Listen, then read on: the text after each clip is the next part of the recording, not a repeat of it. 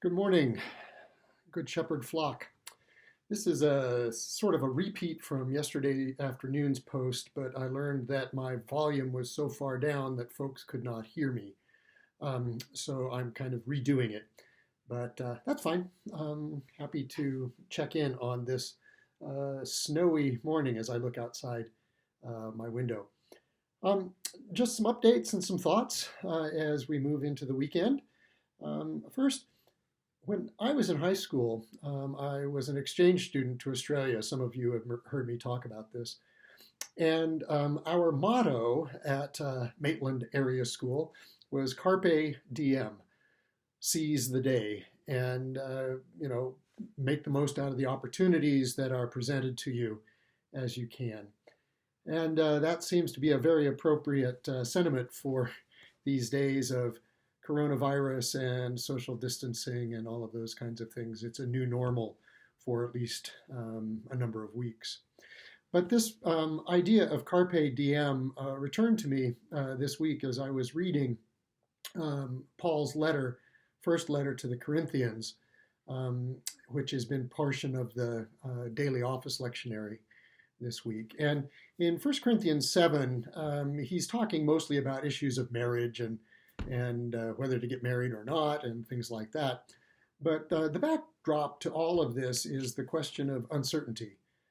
Paul and the early Christians expected Jesus to return soon, and so they were wondering how normal to live life in that kind of uncertainty. And Paul's counsel, basically in this section of the letter, is don't change things too much. If you're married, stay married. If you're not married, don't get married unless you really need to. But don't change things. Just live your life as a Christian. Live your life with expectation, certainly, but live your life as a Christian. And just kind of chill. He's really counseling to chill out here a little bit. Quit worrying about all of the things that everybody else is telling you to worry about, which to me seems to be good counsel. But he also there in 1 Corinthians and in other places says, take advantage of the opportunities that are presented. So if you have an opportunity to do something, see if it makes sense and do it. And so we likewise are presented with opportunities in these uncertain times. And we cannot just be static. We cannot be passive. We do have to take advantage of those opportunities that are presented to us. And that's what we are doing during these weeks of not being together. In ways we're learning about Zoom, we're learning about all sorts of things. So we need to take advantage of that.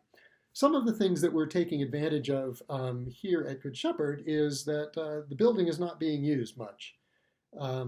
Certainly Kathy and I and some of the other staff are in on a regular, semi-regular basis.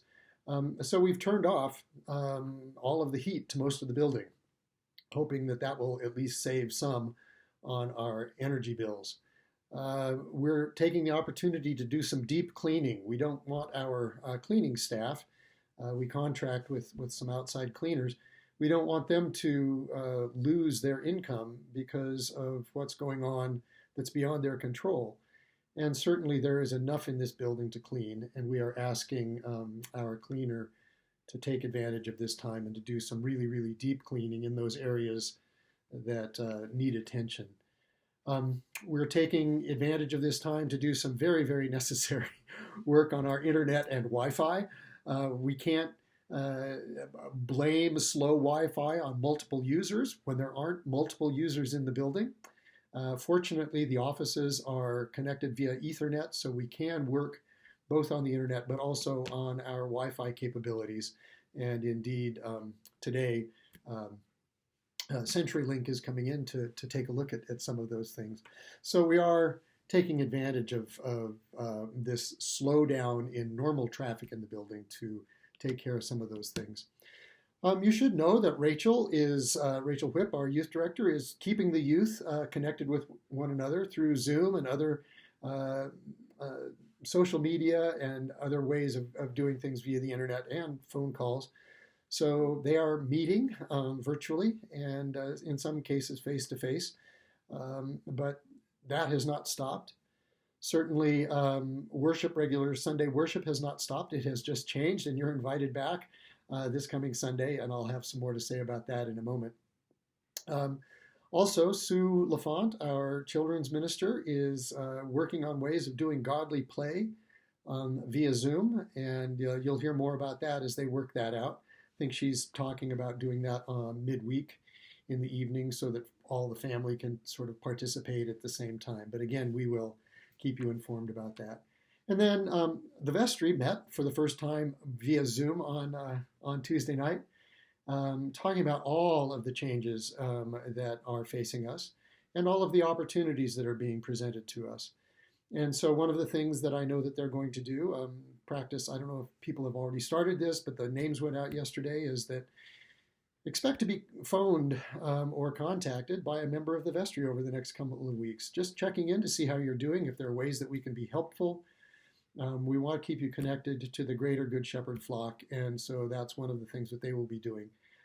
And that's a wonderful ministry that the vestry is undertaking.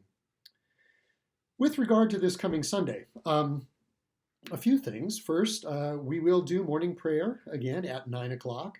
Our virtual doors will be open much earlier than that, so if you have problems getting connected via Zoom, we will help you do that. But again, morning prayer at 9 o'clock. The details will go out on how to connect. They'll go out in the e-news today, and so you can refer to that. It will also be available on the website, and you can find it there. So at 9 o'clock, we will do morning prayer. That should take just about an hour. We'll take a 15-minute break, and then at 10:15, I will teach a faith forum online on Lectio Divina, which is an ancient practice of reading, meditating, and praying on a passage of Scripture. So I'll give you some background to that, and then we'll be able to participate in that since it's a private, not always, but it is often a solitary exercise that will be easy for you to do in your homes, and then we can come back and discuss it at the end.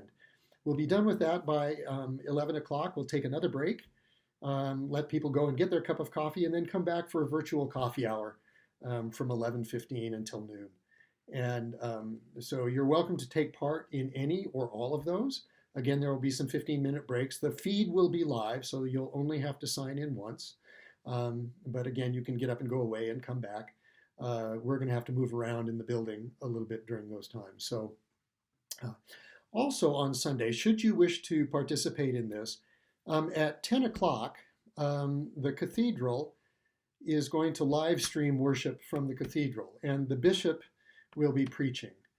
There was some conversation among my colleagues as to whether or not my clergy colleagues around the state, whether or not we should direct everybody to go to the cathedral on Sunday. And the vestry and I thought that it was best to make that an option, but not the only option on Sundays. So our community will gather together at 9. Those who wish can stay for Lectio Divina. Those who wish can go to the cathedral at 10, and then come back at 11:15 and tell us what that was all about. And that's fine as well. Again, you can do any or all of those. Should you wish to participate in the Lectio Divina class, but be interested in hearing what the bishop had to say, that live stream, I'm sure, will be archived and recorded and will be available even later that day. It's going to be, the cathedral's thing will be done on various platforms, Zoom and Facebook Live and a number of other things. A link to how to get to all of those will be coming out in the e-news today as well. So you'll be able to figure out which one of those you want to do. So know that business as usual is not happening. Business as in the new usual is happening. Your staff continues to work.